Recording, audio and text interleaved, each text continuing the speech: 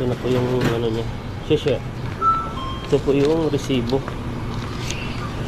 Sa kagaya kong mga OFW, kailangan po natin mag-ipon at magsipo sa ating para sa ating sarili dahil hindi po tayo habang buhay nandito po tayo sa ibang bansa at habang malakas pa, habang kaya pa magtrabaho ay magtrabaho. Marami pong mga nag-a-apply sa Taiwan at sana po yung mga nag-a-apply sa Taiwan ay palakasan niyo po ang loob niyo pagdating niyo po dito kasi hindi po madali po lalo na sa lengguwahe, yung language barrier po dahil po ay marami pong excited na pumunta po dito. Sa bandang huli ay umuwi na sila dahil hindi po nila kaya. Hello mga kalakayan, dito po tayo sa laundry at magpapala po tayo at dito po lagay na po natin yung sabon at saka may downin na po siya at kailangan lang po natin ng 70. Ayan. Hindi po pwede dito ng 5-5, kailangan po ng sagkitin po talaga. Ayan, ayan po, magbibilang din po siya. Ayan no, tapos pindutin lang po natin to. At yan na po, antayin po natin bumaba po yung tubig. Nagyan po natin ng konting powder ito para kahit paano yung unang ikot niya ay may sabon na. Tapos dito po yung downy. Ayan, yan na siya. Ayan, at ito na. Tapos iikot na po yan. Ayan no. Pupunta rin po tayo ngayon sa sa 7-Eleven at tayo po ay magpapadala. Gamit po natin yung maliit na motor po natin. Hindi po natin kinuha yung malaki kasi sayang din ang gasolina. Dito lang po malapit ang palabahan at saka padalahan. Dito po yung palabahan at dun po yung 7-Eleven. At ito po ay pwede pong lakarin na tara po. Kung init na po. Pasok na po tayo sa 7-Eleven at upo muna tayo dito at isa-set up po natin yung yung padalhan po natin. Ayan.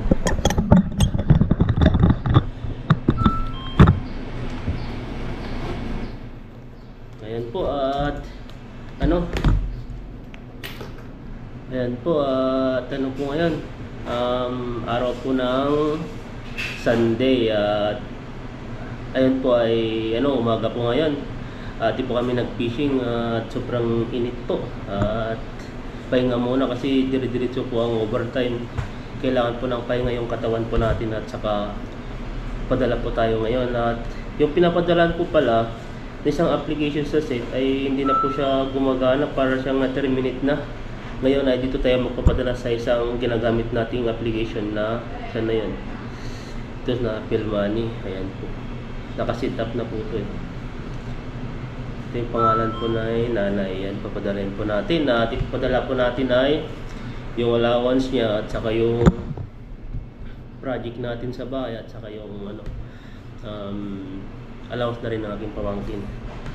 Ayan, at po, ang sahod po natin ay nasa basic po at ay may overtime naman po tayo pero hindi na, sakto lang po, hindi na po sobrang kalaki yung ganun. Sakto lang po siya. Ito po yung sahod po natin. Yan po siya. Ang sahod po namin pala dito ay cash po siya, hindi po siya naka-ATM. Kung nakukuha po namin kahit binibigay po talaga kaya mga centavos ay kumbaga 1 peso, mga ganun po talagang po siya, buo po. For example na may mga sobrang 5 NT, 3 NT, mga ganun po. Ayan po at sa kagaya kong mga OFW, kailangan po natin mag-ipon at magsipo para sa ating sarili dahil hindi po tayo habang buhay nandito po tayo sa ibang bansa at habang malakas pa, habang kaya pa magtrabaho ay magtrabaho. Sa pala marami pong mga OFW pala dito, marami pong mga nag-a-apply sa Taiwan at sana po yung mga nag-a-apply sa Taiwan ay palakasan niyo po ang loob niyo pagdating niyo po dito kasi hindi po madali po lalo na sa lengguwahe, yung language barrier po dahil po ay marami pong excited na pumunta po dito. Sa bandang huli ay umuwi na sila dahil hindi po nila kaya yung trabaho, mga ganyan. Dapat isipin po natin yung gastos po natin, yung mga pinang-utangan natin dahil alam po natin na ang pag-abroad po ay hindi po madali. Na sinabi mong abroad ay masaya, ganyan na. Dito po ay talagang bayad lahat ng oras. Kailangan talagang makonsume, yung mga kailangan trabahuin, pagpaguran. At dito po talaga ay tiyagaan lang po dahil po ay sabi ko nga po ay hindi po madali. Kailangan nating mag-ipon din sa ating sarili, ating lalong-lalo na ay palapit na po tayo sa sa ating 12 years. Matagal pa po, pero tagal-tagal pa makakaipon pa naman po tayo ng sapat siguro. Pagtapos ng 12 years natin dito ay nasa 7 years na rin po tayo bilang OFW sa Taiwan. Marami na po tayo pinagdaanan, marami na rin stress, memories na maraming saya, ganun po, parang balance lang po. At dito po kasi ay talagang puro trabaho po dito. Hindi po na pwede naman magsaya pag sa mga holidays, mga day off, punta ka, gumala. Pero yung mga iba po ay talagang mas gugustuhin po nilang tumambay na lang po sa bahay, hindi na makagastos, nagtitipid para at least para pagdating ng panahon ay may po sila, may mga pera na pag-uwi nila sa Pilipinas. At yung iba po ay sinusulit din po, gumagala sila. Iba-iba po kasi ang po dito sa sa Taiwan. Iba-iba po yung mga kalakaran nila kung saan po sila pupunta, kung gugustuhin nilang magpahinga muna kasi sobrang pagod. Kasi dito po yung mga iba po ay 6 to 1 po ang pasok nila. 6 po na trabaho, dire-diretso, tapos 1 na day off. Minsan po yung 7 days, tapos overtime, talagang patayan. Kaya yung mga iba po ay malaki pong sinasahod nila, pero yung katawan po nila ay parang hindi na healthy. Yun po kasi yung mga ibang company talagang no choice din po yung mga iba, kailangan nila talagang pumasok, may mga kailangan tapusin, may mga nilarush na product. Kaya ang akala po ng iba sa Pilipinas ay po lang, ganun lang po yun, na nakikita mo sa mga picture na mas ayos sila, maganda, naka-smile, pero yung marami pang mga pinagdadaanan, maraming mga stress nila. Pero ganyan po talaga. Masabi ko lang po sa mga nag-a-apply pa lang punta po sa Taiwan ay kailangan po natin patatagan ng utak natin, palawakin dahil po ay marami po tayong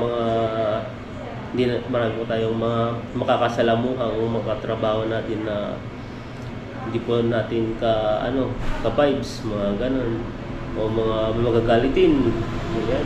Pero sa akin naman po, sa lahat mo naman ng pinagtrabahuan ko dito, pangalawang company ko, ayos naman sila. Pero yung mga iba po talaga ay marami po talaga umuwi 2 months pa lang, sabi hindi nila kaya magtrabaho kasi ganito, mabigat. Kasi yung mga iba po talaga, kahit kung babae po dito sa mga largan, buhatan po talaga. Yung mga iba 12 hours pa yung pasok nila talagang buhat na buhat, nagkamasal na nga sila. Pero sabi naman talaga, tiyaga-tiyaga lang talaga kasi naman sa Pilipinas ang hirap ng buhay. Kaya mas gugustuhin nila ditong nahihirapan sila, at least may pera sila, kaysa naman dun masaya sila dun pero walang gaanong income. Ay kanya-kanya naman po kasi ganyan. Para sa akin lang po yun, pero sa akin na ngayon nga po ay kailangan po nating mag-ipon. At ngayon po ay bumaba na po pala ang palitan, dahil po ang palitan po ngayon ay nasa 1.92. Dati nung nagpadala ko is mabot po siya ng 2 peso kasi ang NT po dito ay katumbas lang po ng 2 peso sa Pilipinas. Pero depende po ngayon ay 9.92 na lang po yung palitan. Padala po tayo ngayon sa Cebuana. Ayan no. Ano tayo magpapadala. Tapos ito po yung 1.925. Ito yan po. Tingnan po yung cellphone ko, di po makabili-bili. May cellphone naman ako doon na pinang-i-edit ko. Ito naman, di po na mabili-bilihan dahil wala pong casing dito kasi lumang-luma na yung cellphone natin. Bigyan niyo po yung niyo. Kasi hindi naman po tayo maluho. Kumbaga, basta sa akin po ay pwede pong gamitin na pantawag. Importante, hindi naman tayo laging nasa lang. Hindi po tayo yung parang mga maluho na kailangan bumili ng bag, mga ganyan. At darating din naman ang panahon na yung mga binibili po natin ay luluma. Pero darating naman yung panahon na siguro bibili rin po tayo ng mas ayos. ano na, pag di na talaga gumagana itong cellphone natin. Ayan po, at dito pa tayo, magre-remit na po tayo. Ito po yung remitan na ginagamit po natin, no? Sa Phil Money po siya. Ayan, at padala po tayo. Pero ang ano po nito ay yung sa cash. Pag sa remittance po makukuha, ang charge po na siya ay 150 po siya. Pero pag ano naman, pag sa bangko naman ay $100 po. Parang $180, 200 American na. $180 po. Nasa ano rin po yan, nasa 200 peso po pag bangko. Pero sa remittance na kukunin lang sa mga Cebuana, mga Palawan, ano, kahit ano pong mga ano yan, ay 150.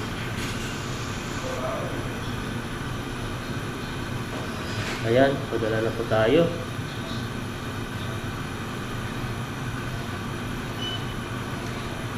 Ito ay, ang palitan po ay 925. Ayan po, ito po yung sahod po natin.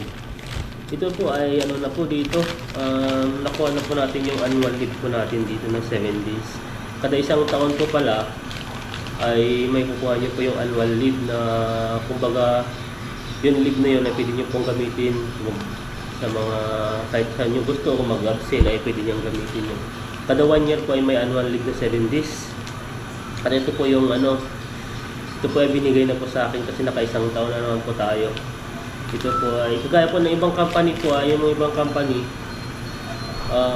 ano po sila, yung annual leave po na yun, 7 days na kada isang taon ay hindi po binabayaran. Ginagawa po nilang, ang ginagawa po nila, pinuforce po nila silang mag-leave, mag-day off, para mag-day off po sila para magamit po nila yung 7 days sa isang taon.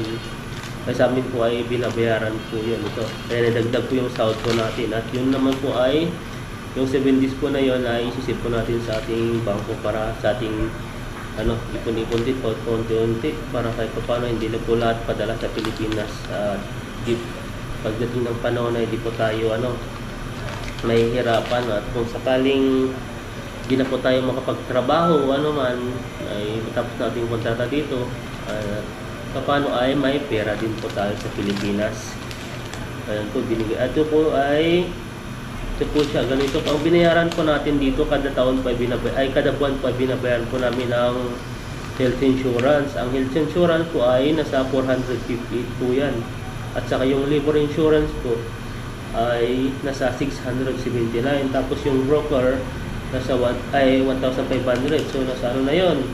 Parang yung health insurance at saka labor insurance ay nasa 1,137 plus yung pa dito yung broker's fee na 1,500.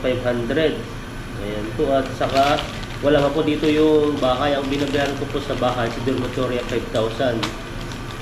Tapos minsan dili pa yung kuryente, umabot po siya ng 10,000 peso kasi sa bahay pa lang is 5,000 na. Sa kuryente, umabot rin siya ng 1,002, 1,005, depende po, 2,000, mga ganun. So, pag kinumbert po natin sa peso ay nasa 10,000 to 11,000 po yung binabayaran po natin. Kaya, yung basic po natin ay hindi po natin nakukuha ang buo. Na magbawasan na po siya bago po nilibigay. Tapos, pagtapos nyo na ay bayaran na rin po ng mga dito, may electricity. Wala pa po yung bayad wala pa po yung load. Ang load po dito ay isang buwan ay nasa 600 plus. Buwan-buwan po yun. Pag times mo sa times 2 yun. Ngayon, malaki-laki rin po.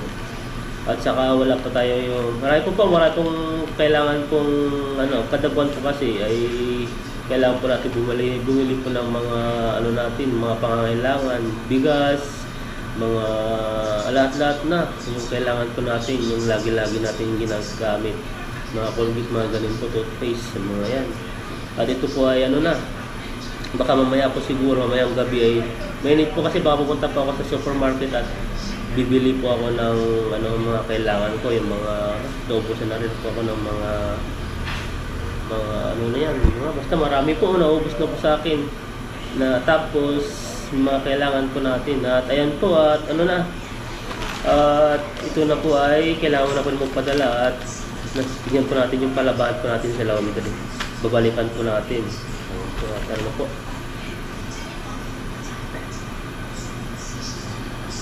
Kaya i-confirm na po natin. Yan po, ganito po yan. Ganyan lang po siya.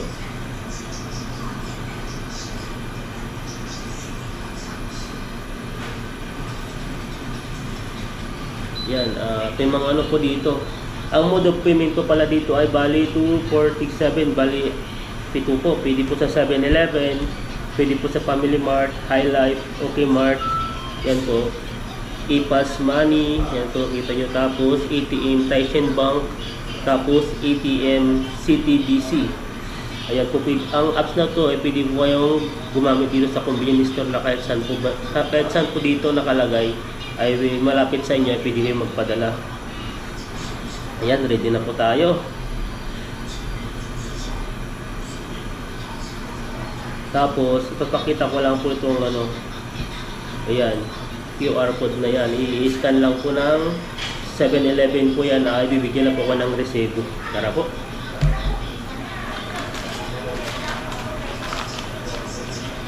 Ano po, punta na po tayo sa counter at magbabayad na po tayo.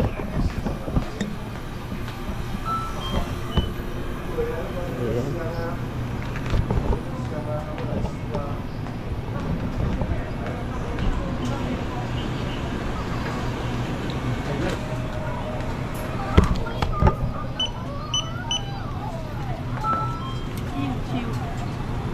Ayan po, at nakabayad na po. Ito po eh, ini-scan po nila yung code para mabit na po.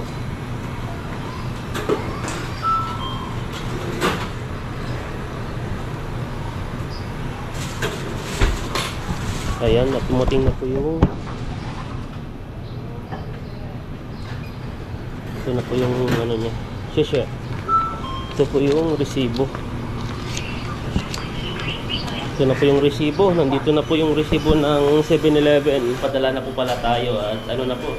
Tayo na po, pupunta na po tayo dun sa ano, sa laundry at titignan po natin kung tapos na po yung ating pinapalaba. Ayan po, tapos na po yung palaba po natin. Ayan po, no. Wala na po, at sa laundry po tayo ano. Sa dryer na po pala tayo ilalagay po, tapos na po dito sa, ayan po, nasa dryer na po tayo. Yun po yung palabahan po sa laundry. At ito naman po yung dryer. Puno-puno po lahat at tinanggal na po natin yung damit dito. Dito po natin ipapasok. Ayan. Halo-halo na po yung ano natin dito, pantrabaho at saka pambahay. Wala na po tayo dito panggala eh. Ayan, lagyan na po natin lahat yan. Ayan po pala sa dryer po pala, may mga araw po yan. Pag sa araw po sa taas, yan po yung gumagana. At dito po yung soba, nakakalito minsan din. Dati nung first time po ako, nalito po ako dito. Ito po yung lagayan po ng peso. Tapos dito po yung ano, makikita mo yung account. Dito po ay, ang inano po natin ay bali 40, 10-10. Matutuyo na po yun. At yun na po natin kailangan magsampay. Ayan na. Pindutin lang po natin dito. Dito po natin yung pinakamainit. Tapos ito na po. Pindutin natin yan. Tapos ayun, umikot na po yan. Kaya natantayin po natin ng ano, kulang-kulang 3 minutes po ang pag-antay po natin. Dito po ay mga price po siya. Dito po yung pinakamalaki is 90. Bali isang ano po nito ay 30 minutes. 90 po yung dalawa, tapos yung mga 70 na. Tapos 50 po nandun. Ayan, at pupunta po tayo ngayon ng Taichung at bibili po tayo ng ating Milo kasi wala po tayong mabili po dito. Masyado pong mahal po dito sa mismo sa amin, malapit. Kaya punta po tayo sa mga store po dun sa mismong city. Ayan po, ang oras po ay 6:03 pa po. Tagal pa yan. Ayan, nandito po tayo ngayon sa ano, sa bilihan po ng mga cellphone. Dito po tayo at nagpalit po tayo ng ating Pika to sao. May upasem ah. Ayaw magpatawad, pero talaga ipay po talaga to. Yun. Bago na po yung cellphone natin. Dahil ito po ay yung pinakaluma. Tignan nyo po. Wala po kasi mabili po sa amin eh. Kaya ito na lang po yung ano natin. Dito lang pumunta po tayo ng Taichung at diretso grocery na po tayo. Ayan. Ayos na po siya. Bago na po yung cellphone natin. Bago po yung case. Hindi po yung cellphone old. Ayan po, babayad po tayo. At 100 po siya. Pwede na.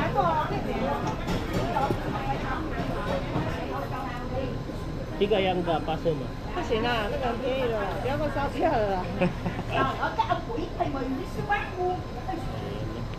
Tayo. Sige.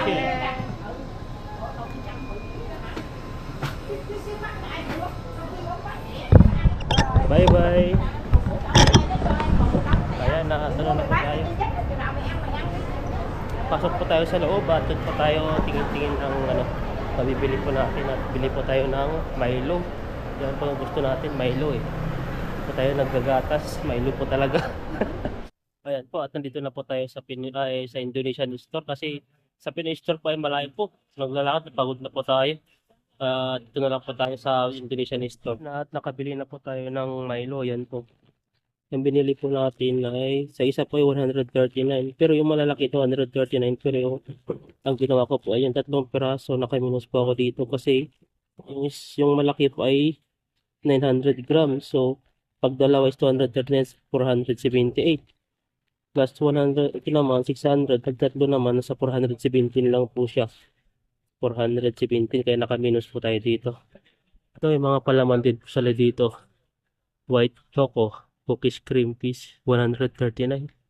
Wala po yung mas mura dito. Yan o. Hermes peanut. Mga Nutella nila eh. Pero binibili ako dito na mas mura lang. Yan o. Yung malalaki din po sila dito ang Coffee Mate. Yan o. Rich and smooth. 299. May mga skippy rin sila. May mga ganyan sa Pilipinas. Meron binibenta rin pala dito ang mga Kirkland no. Ayan, nakabili na po tayo at bumili rin po tayo ng Magic Syrup. Ito na tapos mga biscuits. Ayan po. Ayan, binili po natin. Hot and spicy. Bali 27 ko dito. Hindi ko alam kung magkano ito. Yan po tayo ng dalawa. Pero lahat naman yupi. Ganyan po yupi po siya. Yung dalawa. Yung kunin natin. Tapos, yung mga century malalaki, mga 39 na po yan eh. May mga naripore dito, oh, mga liver spread. 25. Tara. May mga sabon din pala sila dito, mga surf.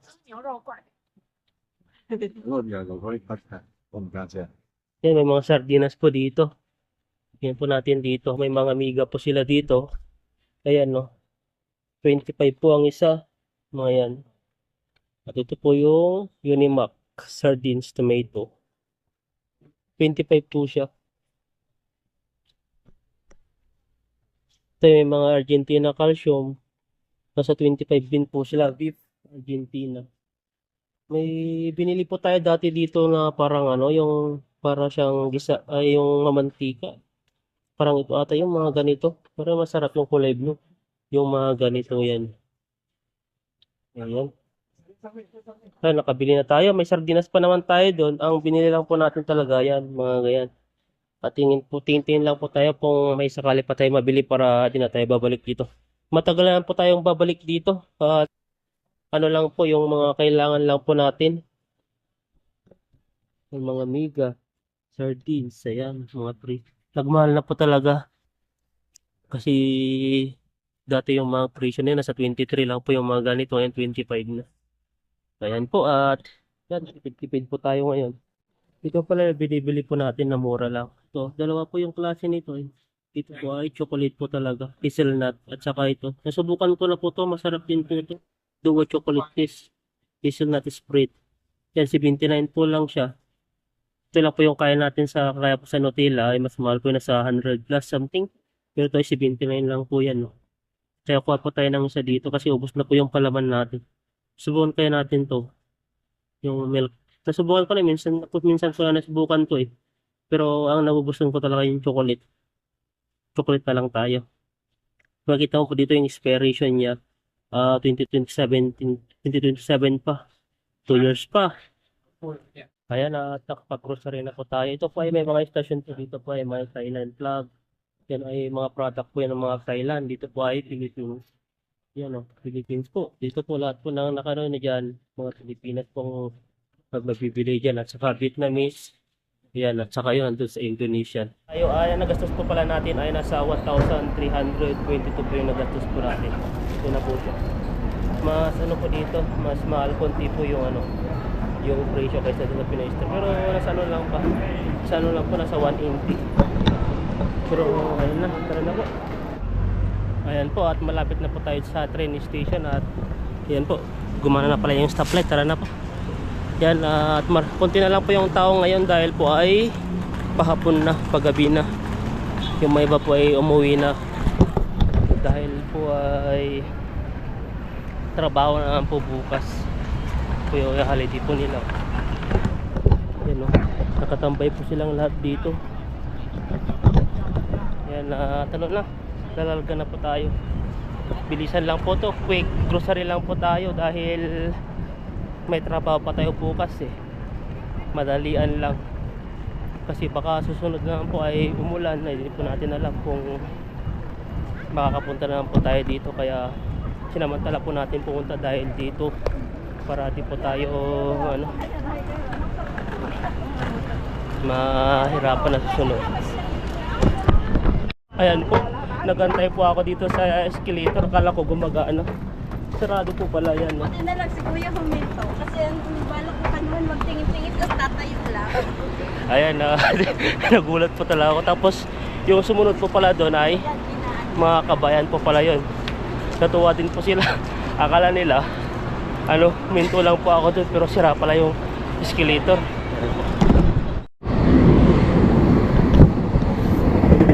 Nakababa na tayo. Ang haba po ng train na sanakyan po natin. Kaya ayan, nakapag-grocery na po tayo at uwi na po tayo ngayon.